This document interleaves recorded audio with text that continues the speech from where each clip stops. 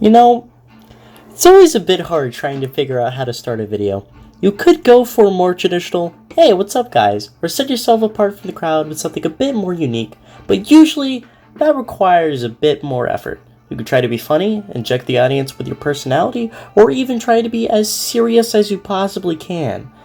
But one thing still rings true throughout all of these paths. It's always a bit hard trying to figure out how to start a video. Well, unless you say the same thing for every intro or give into the lazy YouTube algorithm, but that is not the point. What I'm attempting to say here is that for a really obscure theory video about Discord's journey through death, it ain't easy capturing your audience's attention. Hello, I'm Mr. MLP, and yes, that was the best I could think of for an intro. Now, I'm sure that anyone watching this theory video that's from an MLP reaction channel that doesn't even have 300 subscribers knows what Discord's journey through death is. If you don't, then you probably shouldn't be here, as this video would probably make no sense without you watching both The Last Adventure, created by Vika by the way, and the previously mentioned Discord's journey through death, which is created by the FV guy by the way. This video also really wouldn't make much sense if you haven't seen my other two theory videos on this series, but then again, maybe it will. I'll let you decide on that. But anyway, yes, episode 4 has finally come out. 1 month ago! Oh wait, no, it's not from 1 month ago? Oh, well that's fantastic. 2 months ago! Why golly gee, I sure am late to the party. I may be pretty damn late, but hey, I'm back for another rendition of me going insane, figuring out what the heck is going on with this stupid goddamn audio drama. But I did a little bit more this time. I actually analyzed the trailer, combed over everything twice, thrice, then schmice, and there's still quite a few things I can't seem to wrap my brain around. But I've got some heavy progress to show y'all. First things first, however, let's do a very small recap. Last time I discussed that we were going into a third timeline sort of dealio, where both Discord and Fluttershy were straight up deceased, and we're going to stay that way for the rest of the series. Well, by the ending. I also discussed the possibility that Purple had been racked with survivor's guilt because of a catastrophic disaster, and had to make herself reborn when she entered the door to the afterlife. Of course, we talked about more than this, but those were my main 2 takeaway points, and I'm here to say that I don't believe in most of this stuff now. That's right, I'm completely throwing away the Fluttershy is dead theory / rebirth theory. The only thing I believe in now is that Purple is still racked with survivor guilt, and that's it. No, I'm just kidding, there's still more I believe in, but we'll get to that when we get to that. First, I want to touch on the whole third timeline business, because episode 4 gave us hope on a possibility that Discord can indeed come back from the grave. Death in episode 4 explains how while Discord's heart has stopped making him dead, Discord can come back to life as long as his brain is still kicking and alive, and clearly his brain is still alive. So there's a very real possibility that Discord rises on the third day to judge the living and the dead. Wait, that's the wrong story. There's a real possibility that Discord rises again to meet up with Fluttershy and obtain his happily ever after. But whether or not he gets his life back and defeats death, I'm here to tell you, it doesn't matter. Now what could that possibly mean by it does not matter? Of course it matters. The ending to The Last Adventure was split into 2 based off whether or not Discord lived or not. But to truly explain why I believe Discord's end goal doesn't matter to the timeline, I must explain some things first. Buckle in, folks, because we're about to go through a whole lot of monkey business. Let's start with Discord's backstory. We know based off the few episodes we have that Discord's childhood wasn't quite a pleasant one, and that some sort of disaster occurred while he was still very young. We know this because of these screenshots. Bam! Boom! Skiddly bop! We also know this from a bit of muffled dialogue during Goo Gorgar's first appearance. Don't. I'm sorry. Get it! The light is off! Let's kill it before it uses its magic insect. Stay aside! I'm burning it! It might come back and hurt the children. A suitable grave for our You see, why this scene is important for Discord's backstory is because of what the goo faces were saying. Now, I couldn't quite make out what all of the goo faces were saying, but the dialogue I did understand says, "Protect the children, and we must kill it before it uses its magic against us." The ponies of Equestria are fighting against something dangerous, and their panicked voices suggest that this was part of some sort of grand disaster. Grogar was most likely the one behind this, as the good ponies were literally forming around Grogar's head. But there's also a lot of questions on what Discord was before he was the Lord of Chaos, and why he decided to become the Lord of Chaos in the first place. I'm here to tell you that I don't have an answer to that, but I can tell you this. We know that Grogar had some history with Discord, considering he literally said a suitable grave for our reunion, boy. He's the father of all monsters, and at the end of episode 4, when Death finds out about who had created Discord, at the very end of the episode, there's a flash of Grogar's eye.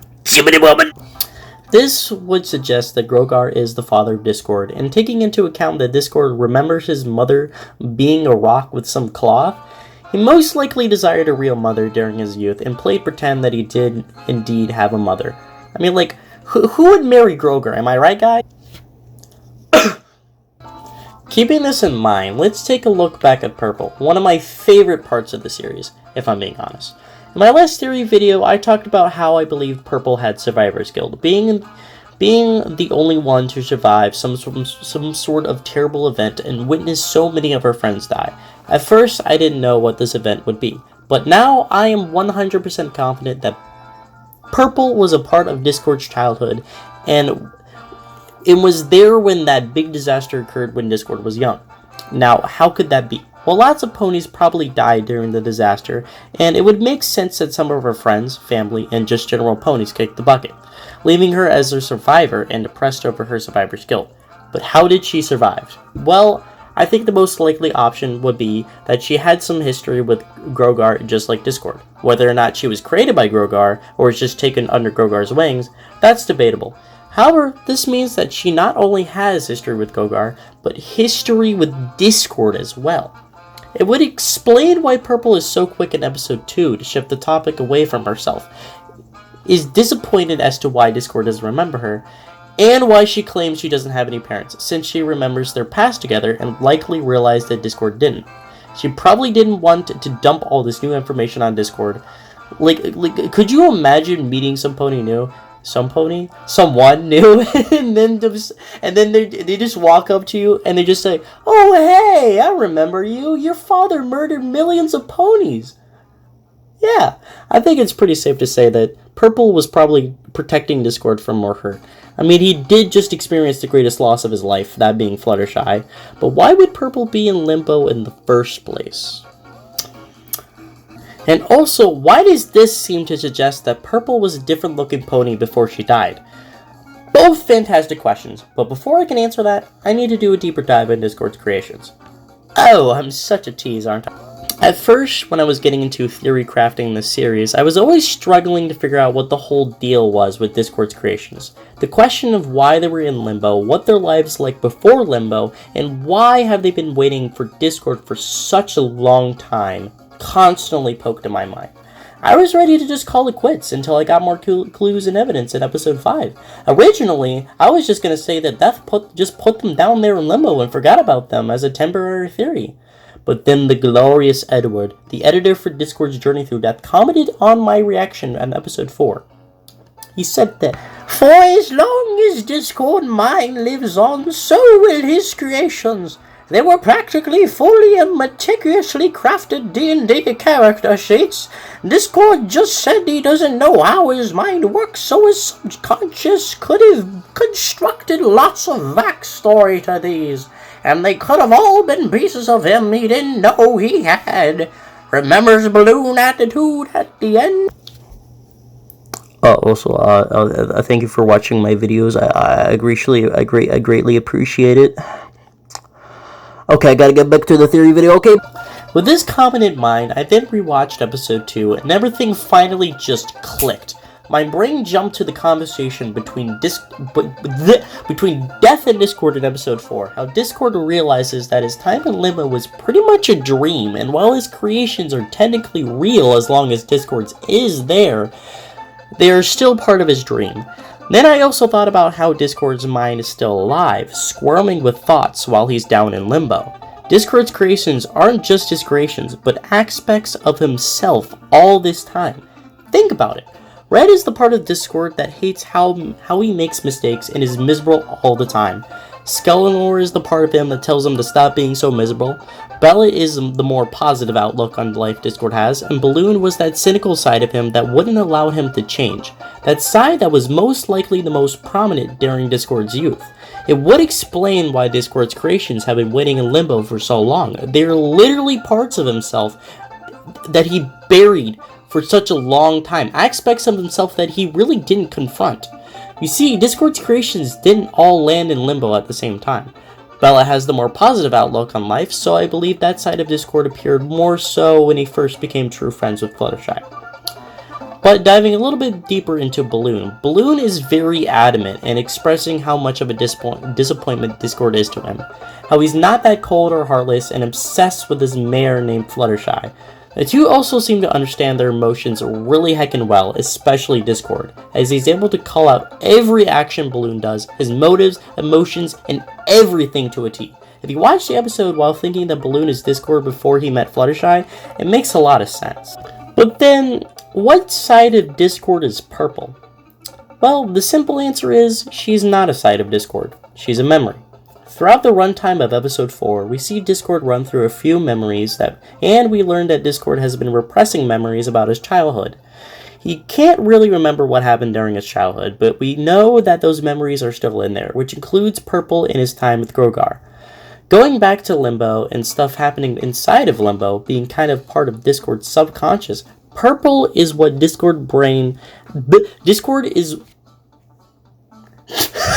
Purple is what Discord's brain remembers of the blue pony. Oh my god. The purple we see in Discord's journey through death is the version of purple that Discord's brain remembers her as. The pony that used to be there during Discord's childhood. The pony that was there with Grogar. Her. That right there was Purple back when Discord knew her and his childhood. The reason she looks so different in Limbo is because Discord's brain probably couldn't picture exactly what she looked like, so it tried its best. And since Discord's brain knows what happened to Purple and her emotions, Discord's brain gave Purple that knowledge as well. Purple, from the very start, is hinted to be different from the others. She's always checking up on the others, calling the shots, being more independent, encountering the beast in Limbo, being the most mysterious out of the bunch, and able to walk around Limbo alone, even though it's stated that they always take walks with at least one buddy, or else the bad things will be happening. I'm still a little mad about that. But this is why she's so different from the others. But then how come she and Discord's creations seem so lifelike and full of emotion? Well, Death said it himself. Being an agent of chaos probably gave them more self-awareness. Discord doesn't even fully understand his own mind, so the possibility that Discord made his creations and the version of Purple in Limbo have their own personalities and backstories, emotions, and all that, it makes sense. I'm pretty sure you're getting tired of all these questions being asked here for the sake of transitioning to the next part of my theory, but if everything that happened in Limbo is connected to Discord's past, or just himself in general, who the hell is Legs? The answer to that is quite complicated. And when I say quite complicated, I mean pretty damn complicated. So let's get back to Balloon here for a second. Before Balloon turned into this ugly, mean-spirited character we see in episode 2, he had a great friend who he had an amazing bond with. And that friend was Legs. Once Legs had died, however, he became the Balloon we've come to know. If Balloon is meant to represent Discord during his childhood, then who is Legs supposed to represent? And what was Discord's relationship with Legs? Shoot, I just asked 2 more questions, didn't I? Damn it! I think it's safe to assume, just like Balloon, that Discord had a great relationship with Legs, and that they too also died, possibly during the disaster. It changed the way Discord acted and felt his emotions.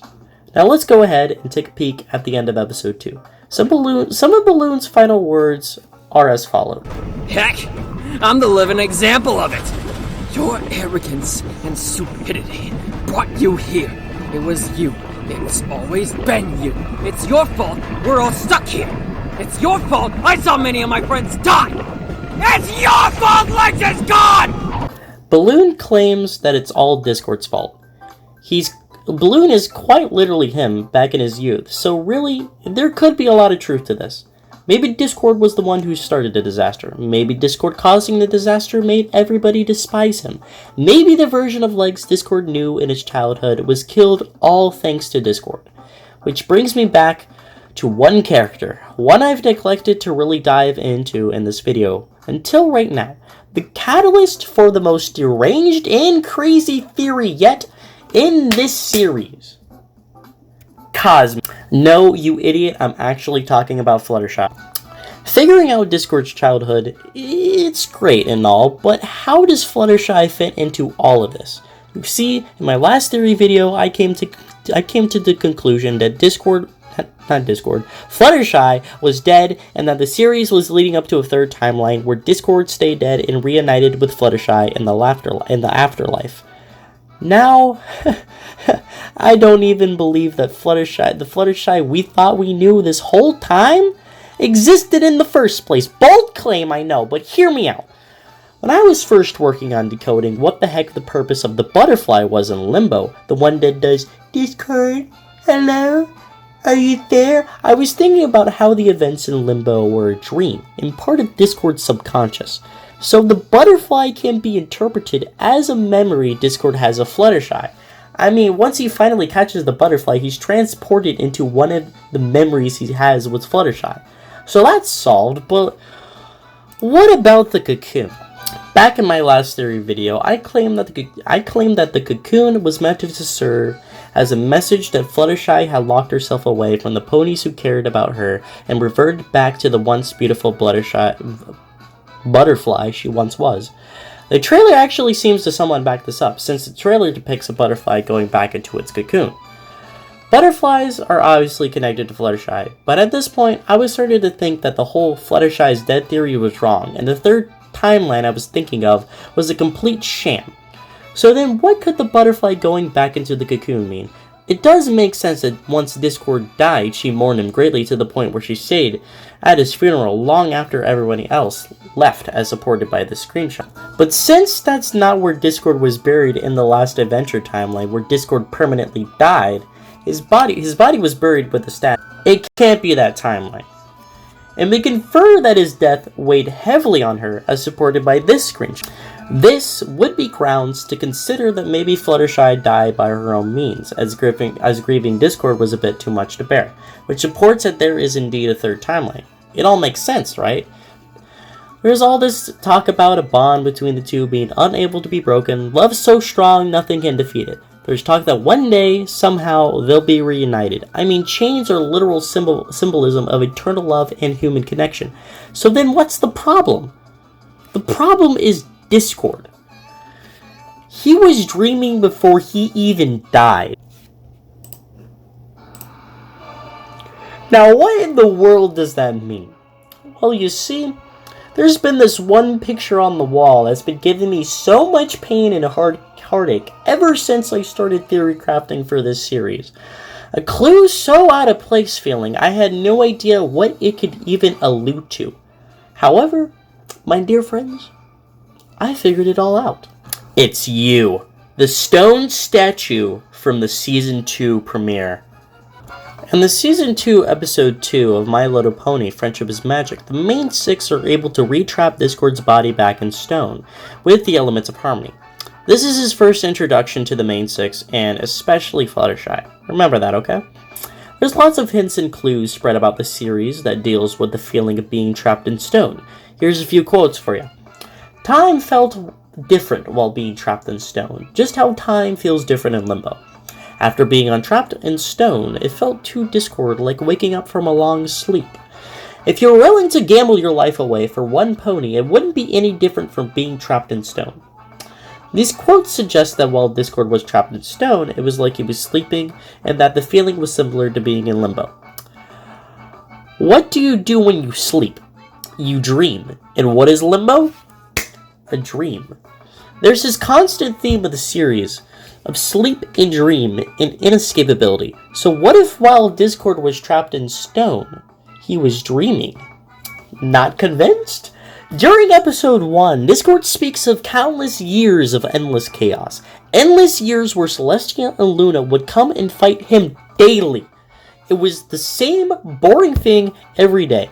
Don't get me wrong, Discord is a super evil dude, and Celestia and Luna fighting him every day to make sure he finally gets turned into stone would make sense if it weren't for the fact that Discord claims that for years they fought him daily.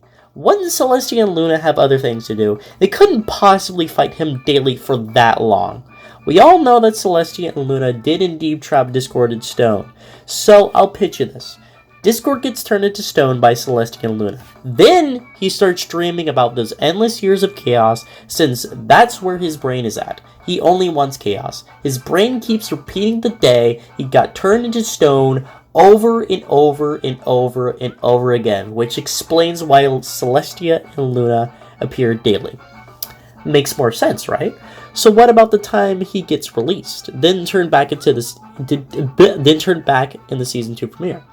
Well, I think that once Discord got turned back into stone, he actually never escaped that fate again, and everything we've seen in the official Gen 4 show up till these episodes in Discord's journey through death have been a dream made up by Discord's brain. Death said himself that he wanted to study Discord's brain, that Discord had lived his life. He laughs directly in his face and finds his story fascinating. Death most likely knew about Discord still being trapped in stone, and his actions in episode 1 make more sense with those ideas in mind. But then why would his dream change to become what we bronies know to be the season 3 onward of My Little Pony, when Discord was on such a short outing in that season 2 premiere? Why would he dream up this fantasy where he loved Fluttershy and Fluttershy loved him if they had only just met for a short period of time before he was sent back into his stone prison? Wouldn't his dreams just go back to endless chaos? It would have been like that. That if it weren't for one key factor. Legs. You see, we don't know much about legs, or at least that's what I thought until I started to wonder if Fluttershy was a replacement for legs. Something about the real Fluttershy, the one into the season 2 premiere, reminded Discord's brain about legs and all the traumatic memories in his childhood. Emotions started coming back, and his brain realized how much he missed his relationship with Legs and how much the tragic death of Legs affected him. So obviously, when he started dreaming again with those old memories now fresh on his mind, his subconscious made a reality where Legs loved Discord and they were together again. Ponies accepted him again, and he was finally happy. Fluttershy was just a placeholder for Legs' personality, because just like Purple, Discord's mind still can't remember what Legs looked like. Now, let's re-examine the Fluttershy screenshots with Legs in mind. If it was truly Discord's fault that Legs had died, then perhaps Discord was only a bit of a nuisance to Legs. Discord hadn't realized it, but Legs perhaps wasn't the happiest when Discord was around him, but didn't have the heart to tell him. But then, if this right here isn't Fluttershy, who is in the grave? Fluttershy in the show not only cares for her friends in Discord, but also her pet Angel Bunny. In Discord's journey through death, there are a couple of mentions of Angel, and every time he's mentioned, Discord refers to him as Bagel. Yeah, it's kind of played off like a comedic joke, but there's a chance that Legs had a bunny too, and the name of that bunny was Bagel. And in the picture here, Legs is mourning Bagel. The death of Bagel is what causes Legs to revert back into their cocoon and erect the walls around their heart. And it was this decision to shut ponies out, and therefore Discord, is what caused further tension between the two, and the fateful moment where Discord causes the death of their friendship, or maybe even more, Legs themselves. The butterflies' dialogue in Limbo could be tied to a special moment between Legs and Discord that kept repeating on end. And that memory in episode 4 could be an actual conversation between Legs and Discord, but played exactly how Discord would want to hear it. Where Legs will always be the one to forgive him, to stay by his side till the very end, to never be separated, even at the hands of death. Discord did in fact die. His heart stopped while being trapped in stone, being asleep for such a long time. His mind, however, after his death, kept swirling with dreams and desires. Discord can still come back from death, but what would be the point? He'll still be stuck in stone, trapped in a forever dream, but at least a happy one, or one where he gets to live the life he was never allowed to have.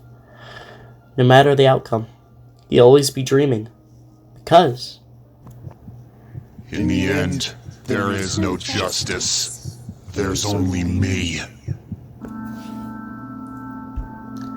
you know, trying to end a video is always a little bit hard. You could end it in the tradition, but ha! Can't speak.